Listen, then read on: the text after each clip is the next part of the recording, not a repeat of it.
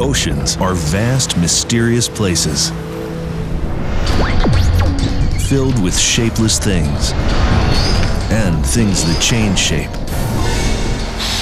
Creatures that can defy logic and gravity. Aquatic angels and creatures from hell. These are the world's weirdest water creatures. The freaks in the ocean.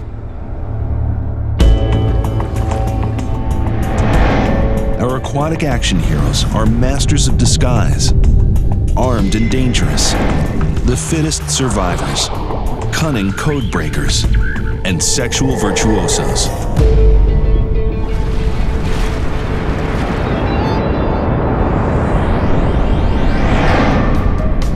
We start our tour of the weird with the Masters of Disguise, where every day of the year is Halloween. Some appear as other animals. Some appear as objects. Some appear not at all. Whether the goal is camouflage, confusion, or copulation, these animals have one thing in common. They are the real Transformers and put those CGI robots to shame.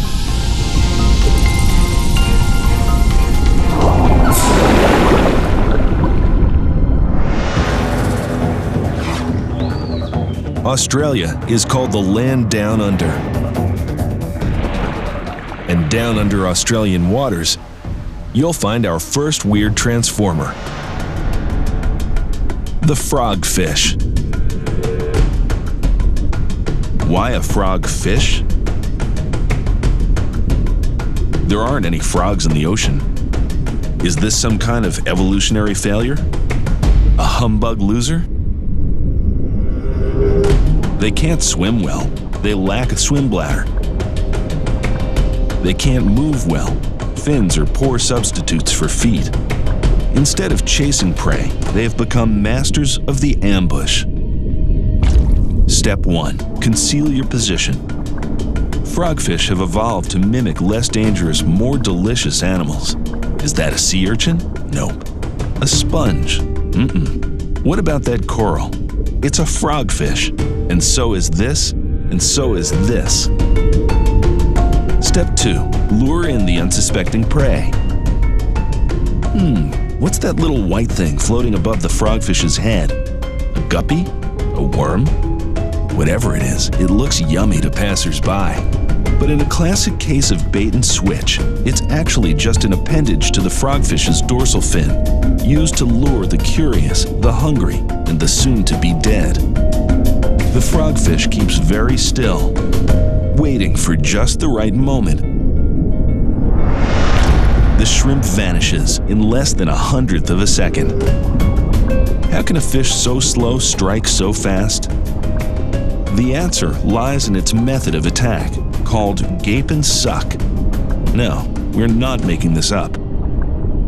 Its jaw first pops and drops. The gape. This creates a void of negative pressure. The water and everything near it rushes in. The suck. Let's see the instant replay. Gape, suck, and spent. But even this living tractor beam has its limits. This frogfish has no teeth. It must swallow its prey whole or not at all. One big gulp can't catch this flounder. It's able to pull itself free. The frogfish will just have to wait for its next meal. Something it's very good at.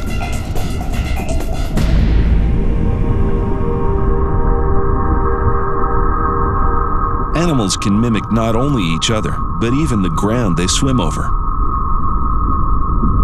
Like this flounder.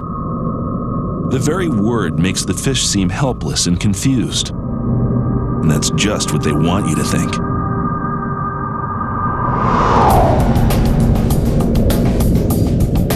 Their thin bodies and camouflaged scales help them look like the seabed. Once within range, they strike with sudden speed. This is a shrimp, aka dinner. The flounder hides under a thin covering of sand. Only its eyes peek out. Strangely enough, when a flounder is born, its eyes are on either side of its body. As it matures, one eye migrates to the other side, giving it the characteristic flat shape that allows it to hide so well. The shrimp senses danger, but it's too late.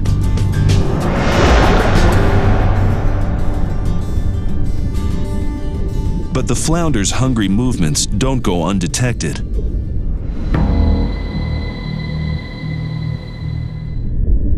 This osprey senses an easy snack. The flounder attempts to disguise itself again, but the sands are too sparse and the water too shallow.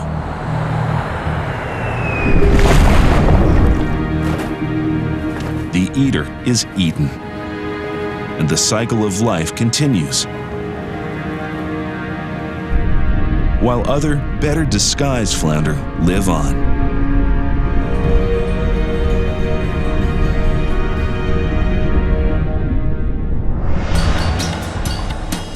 For some people, Bermuda is a carefree island renowned for its sun, hospitality, and snazzy short pants. For others, it's one corner of the Bermuda Triangle where big things disappear forever into the Sargasso Sea.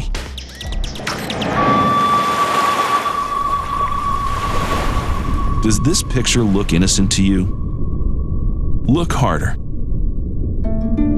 Lurking somewhere inside the seaweed is our next weird look-alike, if you can spot it. Need a hint?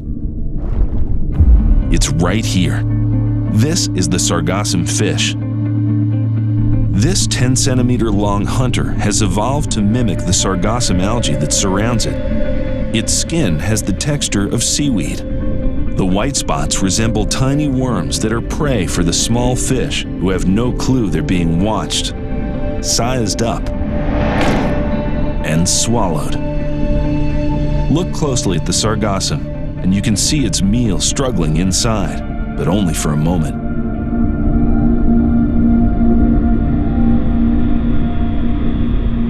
Time now for the Grotesque Express. This is a parasitic crustacean called a tongue louse. It gradually devours its host's tongue. Then it attaches itself to the fish and becomes its new tongue. That's quite a disguise. Strangely enough, it does an okay job. So out with the old, in with the... Actually, we'll keep our old tongues if it's all the same.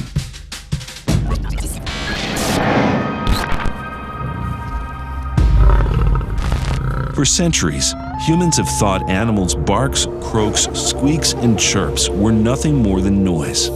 Turns out they were talking behind our backs the entire time. What they say might surprise you.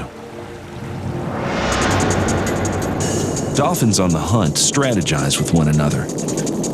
They coordinate their movements with whistles and clicks. But it's just as important what they don't say as what they do say. Like any high school, being part of the in crowd is incredibly important for dolphins. They'll synchronize their swimming with their pals to show they're on the same wavelength. They'll bully and they'll chase. When alarmed, dolphins will close ranks to show solidarity. And while some behavior may look playful, in certain contexts, it's downright rude. Head shaking, jaw snapping, and even bubble blowing are ways a dolphin shows its annoyance and anger.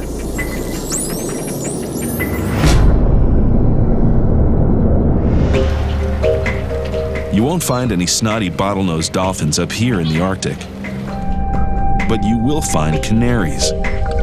Except that at over 680 kilograms, they're not likely to make good pets.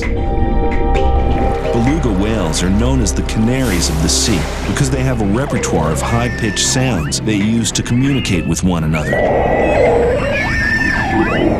They're very social, and frankly, once they start squealing, They just won't shut up. Babies start making noises within hours of being born. But all the whistling in the world won't do any good if the baby finds himself beached. This pod of belugas has moved into shallow waters. It's summertime in the Arctic, time to molt. The baby has become separated from its mother and stranded on the shore. He cries out for help, but the pod can do nothing. He broils under the hot sun, hoping the returning tide comes before a polar bear does. A tide surge sweeps in and sweeps him out. Lesson learned. Stay close to mom. Penguins can't afford to lose track of their child. The chick's survival depends on it. Parents will dive down more than 240 meters to find fish for their chick. Then, after a hard day at the office, they return home to their islands around the Antarctic and try to find their child. It's like a shopper wondering where they park their car. This is no trivial matter. If the parent feeds the wrong chick, theirs can starve to death. Fortunately, they have an astonishing solution. A parent can zero in on the audio frequency of its chick's chirp above the din of the thousands of equally loud parents and their chicks.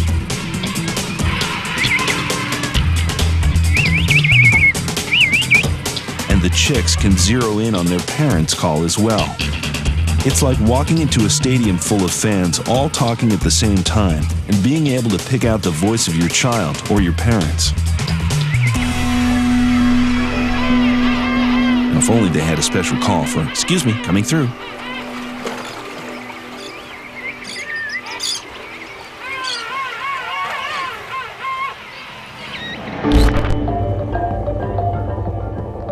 Yes, babies are a sure sign love is in the air, or more often than not, in the water. We've heard about the birds and the bees, but rarely about the coral and the cuttlefish, and with good reason. Reproduction is a strange function under the waves, and these creatures will do whatever it takes to get their chance. Fight for territory, fight for mates, change appearance, change gender, combine together or split apart, as you're about to find out. This is the 70s swinger of the sea slug world, the sea hare. Named for the rabbit-ear-shaped growths on its head, these floppy rhinophore tentacles actually are the creature's nose, which it uses to find food and mates. It floats gracefully through the water on its two wing flaps, seemingly without a care. And why not? It's toxic, making it extremely unpopular with predators. It dines on algae and seaweed, available everywhere. And when it's time to mate, it calls up everyone in its little black book. Everyone.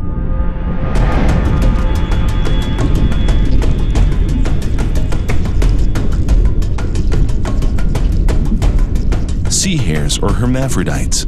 They contain both male and female sex organs. The first sea hare acts solely as a female and is mounted by a second sea hare, who acts as a male to the first and female to a third, and so on down the line, to the last hare, who acts only as a male. A pregnant sea hare will lay spaghetti-like strands of millions of eggs, anchored for safety to the kelp beds.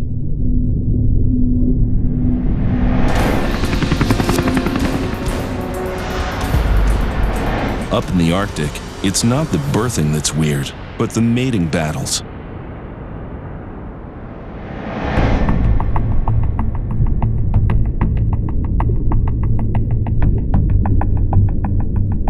Hooded seals look normal enough, swimming under ice sheets in search of food. The impatient males fight for the right to wait by the female, who become available after they wean their pups. two males size each other up, get ready to rumble, and blow a nose balloon.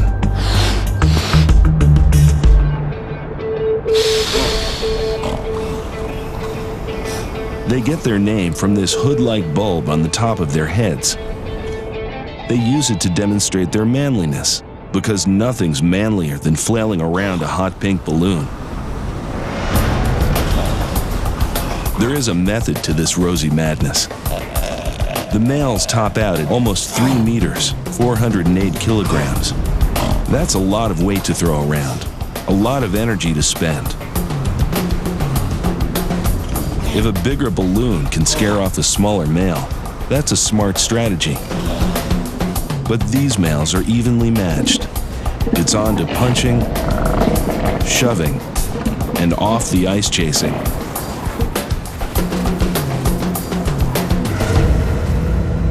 The victor reemerges to court the soon-to-be available female. Will his big balloon impress her? Good enough. He relaxes next to Mama and Pup, the hood now back under cover, looking quite normal. Almost. Sexual competition is not always over who gets to be the father.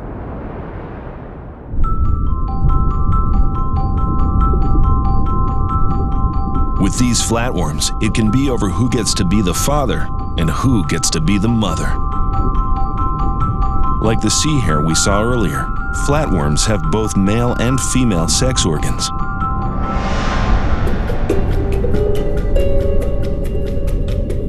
But when it comes time to make little flatworms, they have to decide who plays which role. And that they fight over.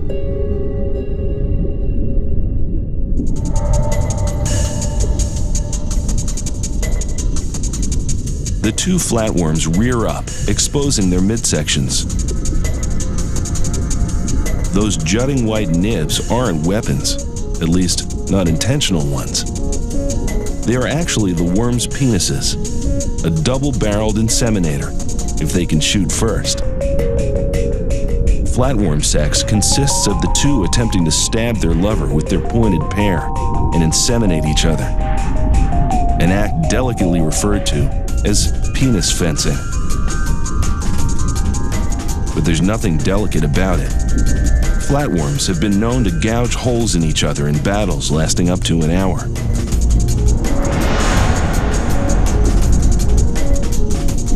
Why do they cross swords? Producing offspring requires a lot of energy. The winning father can go out and about in the world without any further responsibility. The losing mother absorbs the winner's sperm. It must now work longer and harder to find food and stay alive. The father floats merrily along. The mother crawls along looking for a meal, already the responsible one. Yep, parenthood can be a drag. The kids get under your skin, and you just want them off your back. Literally. These Suriname sea toads are finally breaking free from mom. And those holes? Those are her back. Her offspring have developed from eggs into frogs underneath her skin. And now it's time for them to move on, leaving her a little cratered.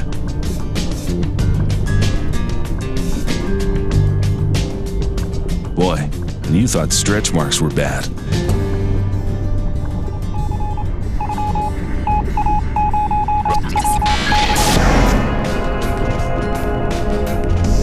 For the Argonaut octopus, love is a fleeting affair. The small male departs after mating with the larger female. But he leaves her a weird little gift to remember him by. A detachable arm filled with sperm that can shake its jelly roll long after the male is gone.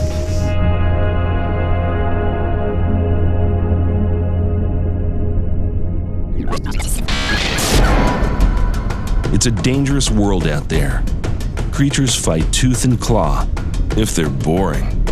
It's much cooler and much stranger to load up on exotic weaponry. Poisoned spines, acid drills, double jaws, bullet claws. No cheat codes allowed to get these weapons. Just cold, hard evolution. Ready, aim, fire.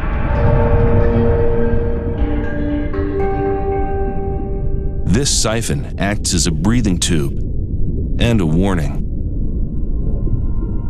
Emerging from the sediment is its owner, a 15-centimeter toxic killer. The cone snail. Snails are usually thought of as slow, slimy, and delicious in a garlic butter sauce. But with some 40,000 different species of snails, a few are bound to buck the system.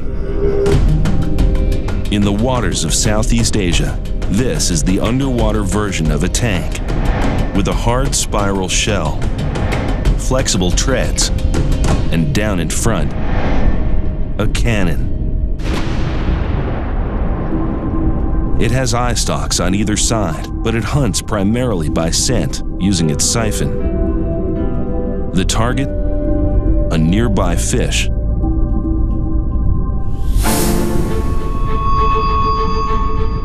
The fish hides deeper under the rock rather than swimming away.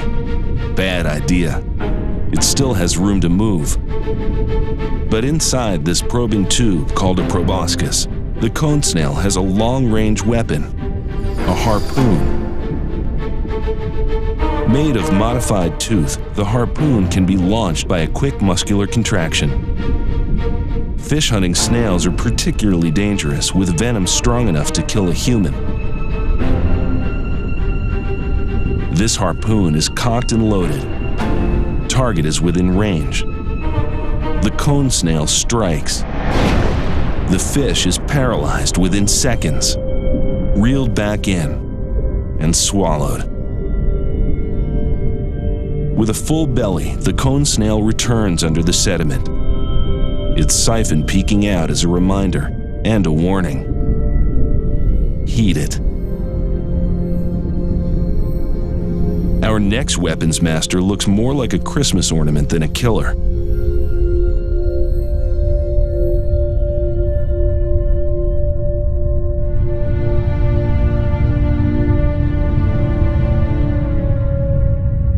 What looks like flashing neon is light refracting off of thousands of cilia, tiny hair-like propellers along comb-like ridges that give the animals their name. Comb jellies. These tiny creatures aren't jellyfish, though they look similar. One big difference: comb jellies don't grow stingers like jellyfish do, which doesn't mean that they're harmless. They may look pretty, but appearances, as is usually the case, are deceiving. They have other, weirder weapons. In their hunt for plankton, crustaceans, and each other, some comb jellies, like this burrowee, have evolved a simple approach: a big mouth and a bigger appetite. It has no brain or specialized senses, only a primitive neural net around the mouth that can detect chemical traces in the water. When it bumps into something edible, it simply opens wide, very wide. The burrowee zips its mouth shut, holding its prey in place with specialized hooks.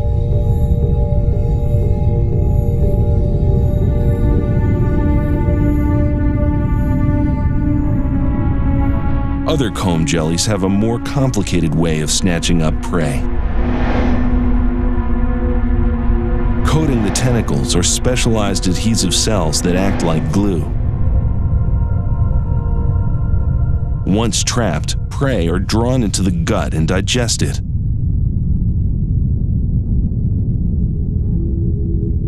Size is rarely an issue. Comb jellies attack tiny appetizers and full-course meals. The comb jelly snaps its tentacles at the green jellyfish, but it can't drag it in. The jellyfish counterattacks with the stinging tentacles. Stingers beat glue. The jellyfish pulls free and escapes with its life. The comb jelly flickers through the ocean, unconcerned and ready for its next opportunity. Let's get large with our next weapons master. Male narwhals can weigh nearly 1,800 kilograms. With bodies up to 5 meters long. But it's their tusks that make them weird among whales. The tusk is actually a single gigantic tooth that can reach 3 meters. But why swing such a big sword? Some scientists argue it acts as some kind of sensor. But it's the males who predominantly sport the tusks. If the tusks had a survival advantage, the females would also be long in the tooth. Some scientists believe this means the tusk serves the same function as a deer's antlers or a teenager's hot rod, a way to show who's the fittest male around. Males occasionally cross swords. That's tickling the ivories. But whether it's a joust or a jaw session is anybody's guess. And the narwhals aren't telling.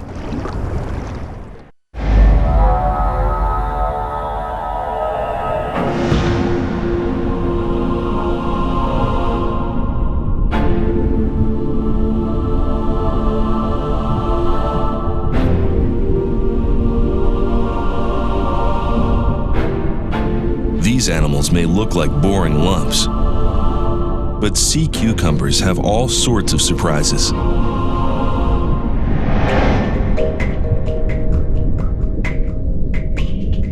This hairy sea cucumber takes several hours to burrow under the sand. Its body now safely hidden, it's time to eat.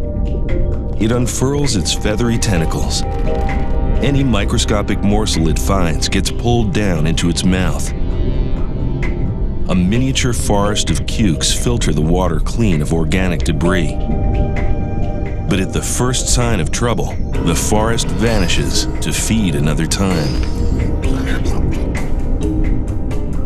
It knows no fear, possibly because it has no brain. Instead, a nerve ring around its mouth tells it when to move, when to fight, and when to eat.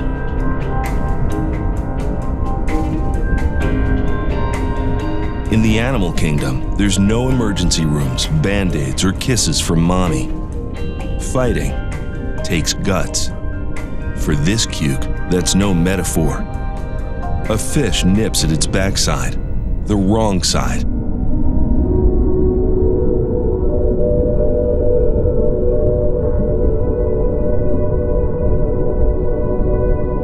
It expels its guts out of its very own ring of fire.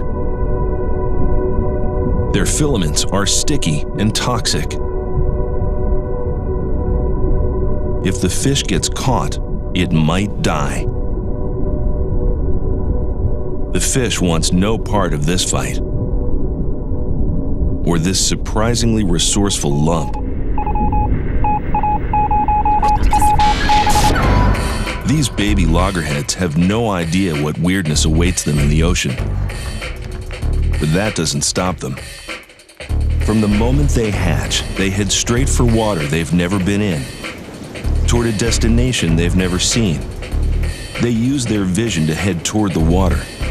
But once they're there, they can determine their route by sensing which way the waves are hitting them. They're the only animal known to do this. And once they're out at sea, they can sense subtle differences in the Earth's magnetic field to determine exactly where they are. Unless they get eaten first.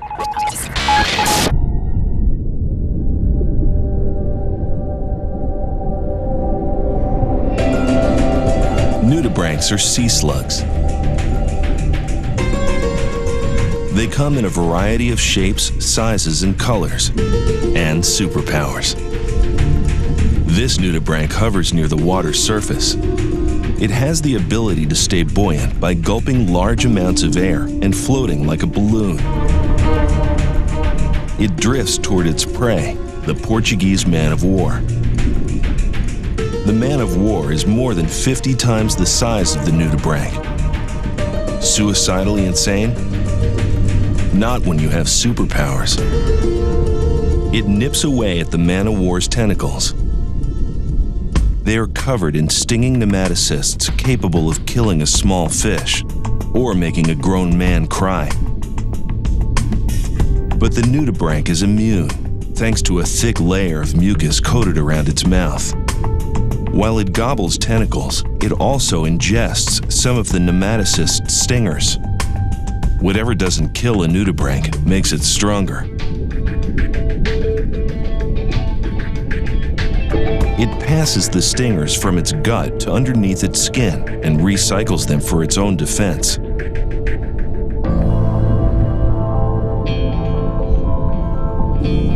So when this filefish tries to take a bite out of the nudibranch, the fish gets a painful jolt, but nothing more. After all, with great power comes great responsibility.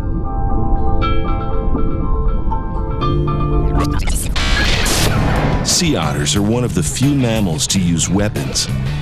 Their favorite tools are rocks and babies. While an otter can use a rock to force open a stubborn clam, it can also use a kidnapped baby to force its frantic mother to bring back food as ransom for her pup.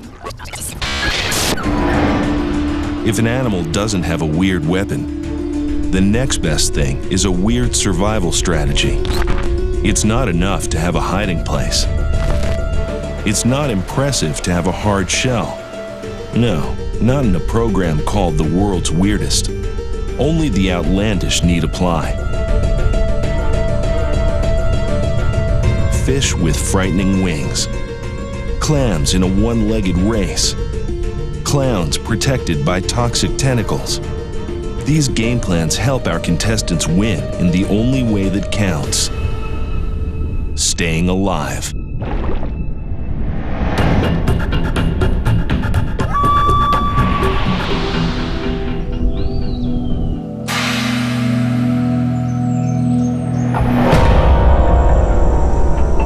In the jungles of Panama, basilisk lizards spend most of their time by the water's edge, hunting for insects and fish. This one has scored a good spot. A butterfly flutters in range, lured by the smell of fallen fruit. The hungry basilisk watches intently, unaware that something else is watching it. The basilisk strikes. An easy catch. It tucks in, but doesn't watch out. A bushmaster viper awaits the chance to strike. The serpent's fangs drip with lethal venom, and it has the advantage of surprise.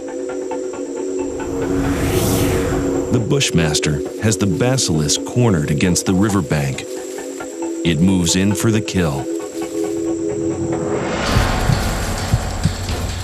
But the basilisk has a special power.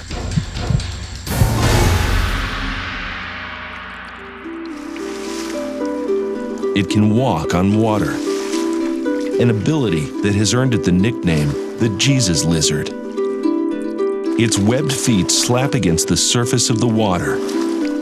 This creates an air pocket beneath its feet that slows it entering the water before the next step lifts it out, averaging 1.5 meters per second, 5.5 kilometers per hour. It won't win any races. Most basilisks only get 4.5 meters before sinking, but it's enough to cross the water. The bushmaster can only watch helplessly. The basilisk appears on the opposite side of the bank, hungry but still alive.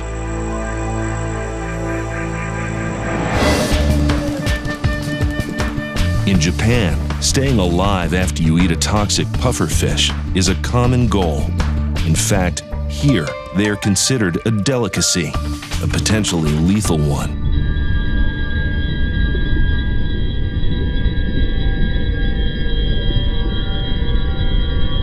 Their skin and liver contain tetrodotoxin, a lethal paralyzing agent.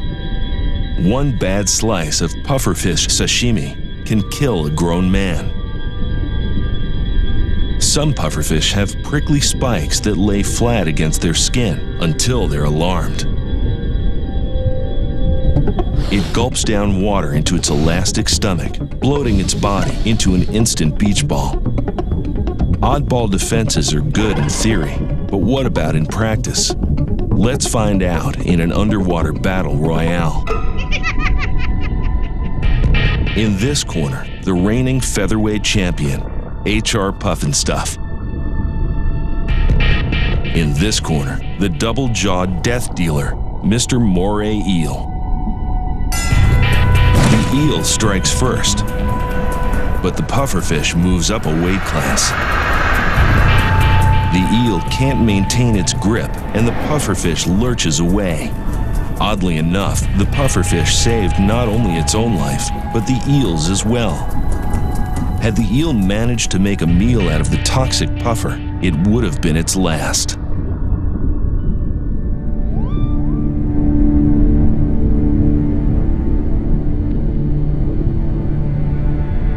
This disc-shaped fish looks like it belongs more in outer space than underwater. But the mola mola, or sunfish, is no stranger to the oceans. When you're as big as a pickup truck, you go anywhere you please.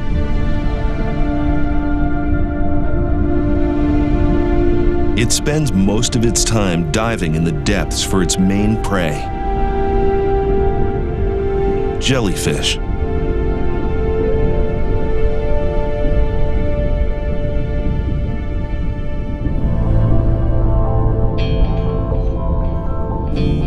Jellies are more numerous than nutritious, so the sunfish spends most of its time feeding.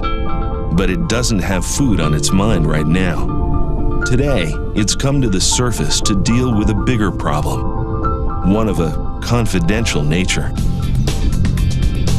parasites. Sunfish can be infested with some 40 different kinds.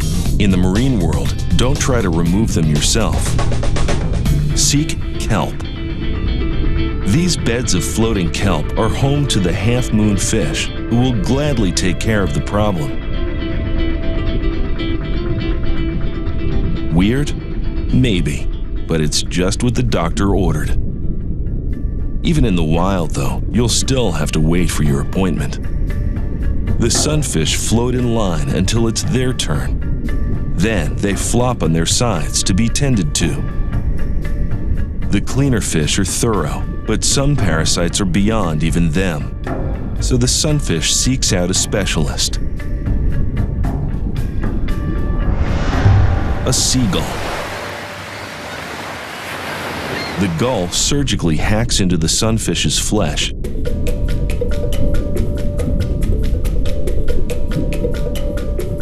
And snaps up the last remaining holdouts. Finally free and clear, the sunfish can go back to feeding. But the sunfish has it easy.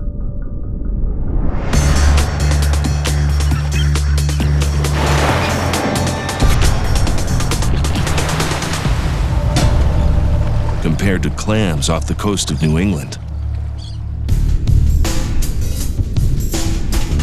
It's tough being a clam. They have no brains. They're popular in chowder. They won't set any speed records. But they do have a foot. Well, a foot that looks like a tongue, but sometimes that's all you need.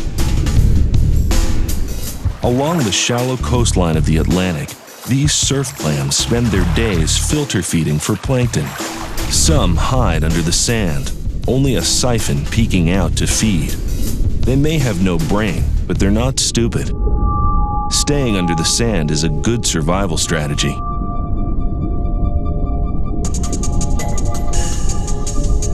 To counteract this, cow-nosed rays stir up the loose sand to expose the clams, then crush them with their powerful jaws. Other hunters, like this oyster catcher, have a different method to get a half-shell platter. They slice the muscles on this jackknife clam and pop open the shell. They don't have eyes per se, but clams do have special photoreceptor cells. A sudden change in the light means something bigger and hungrier is above them.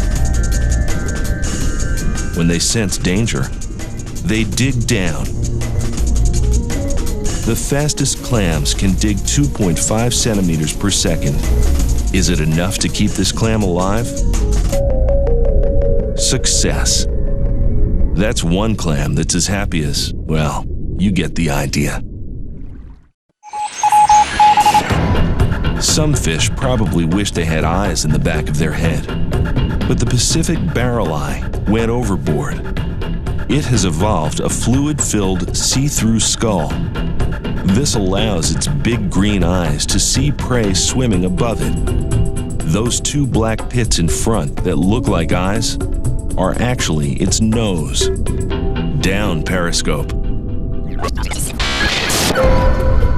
We've made it through weird lookalikes, weird behaviors, weird weapons, and weird sex lives. Now we come to the creme de la creme of weirdness. The camera-shy creatures that will haunt your nightmares. Like the blobfish, the fangtooth, and the viperfish. But our champion of the weird has them all beat.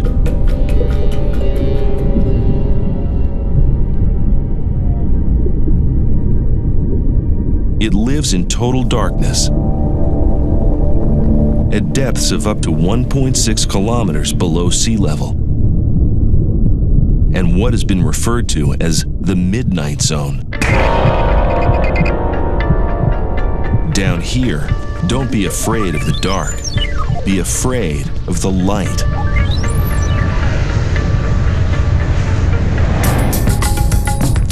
The light is a lure wielded by our champion of the weird, the deep-sea anglerfish.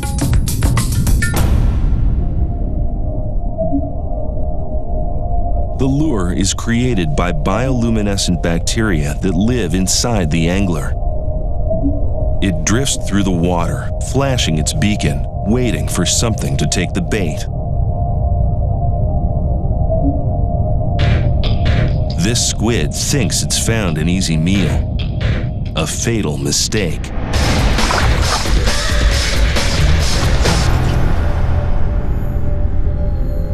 The squid was smaller than the angler, but had it been bigger, the anglerfish is prepared.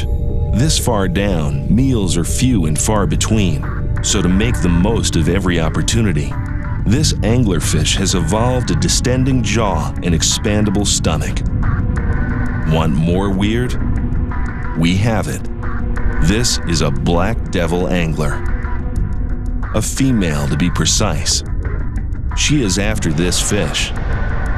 It's not a meal, it's her mate. This is the male black devil angler. A specialized scent organ locks in on the ladies. If it's difficult to find food this deep, it's even more difficult to find a girlfriend. Deep-sea anglerfish solve the problem by having extremely clingy relationships and never letting go. Ever. The male bites into her belly.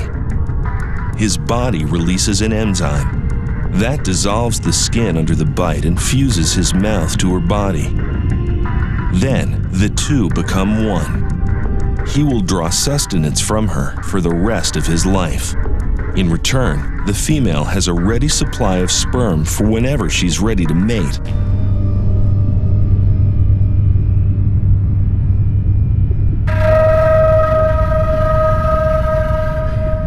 Thank you, deep-sea anglerfish, for bringing so much weirdness into our lives. You make all the other animals in this show seem normal, and that's quite a feat. Because of all the creepy creatures that roam this earth, none are weirder or wilder than the ones you find underwater.